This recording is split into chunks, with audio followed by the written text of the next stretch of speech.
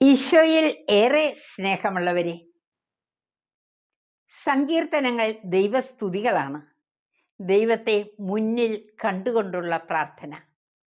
സങ്കീർത്തനം 15:8 പറയുന്നു, കർത്താവ് എപ്പോഴും എൻ്റെ മുൻപിലുണ്ട്.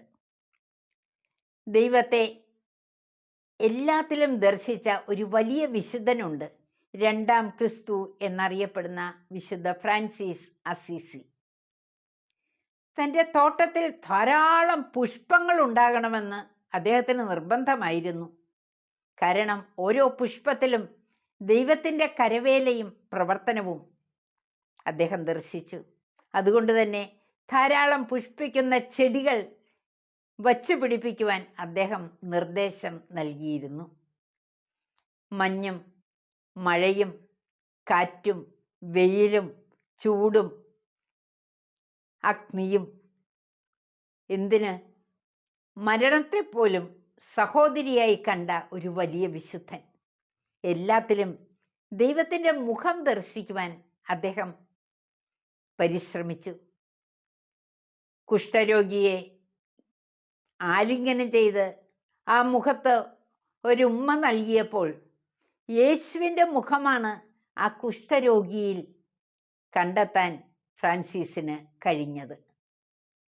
നമ്മുടെ ജീവിതം ഒന്ന് പരിശോധിക്കാം. എത്രമാത്രം പരാതി പെട്ടിയാണ് നമ്മുടെ മുന്നിലുള്ളത്.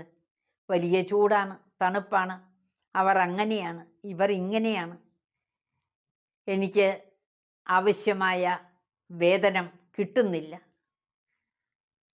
പരാതികളുടെ ആ എണ്ണം ഈ നൊയമ്പ് കാലത്തെങ്കിലും ഒന്ന് കുറയ്ക്കണ്ടേ? ഒന്ന് പരിശോധിക്കാം.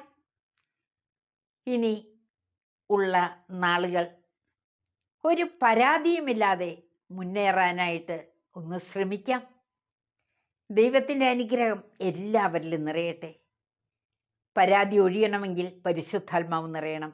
പരിശുദ്ധാത്മാവ് നിറയണമെങ്കിൽ പ്രാർത്ഥനയുടെ വ്യക്തികളാകണം. പ്രാർത്ഥനയുടെ വ്യക്തികളാകണമെങ്കിൽ വചനത്തിലൂടെ നാം നിർബന്ധമായും കടന്നു പോകേണ്ടിയിരിക്കുന്നു. ദൈവം എല്ലാവരെയും അനുഗ്രഹിക്കട്ടെ. ആമേൻ.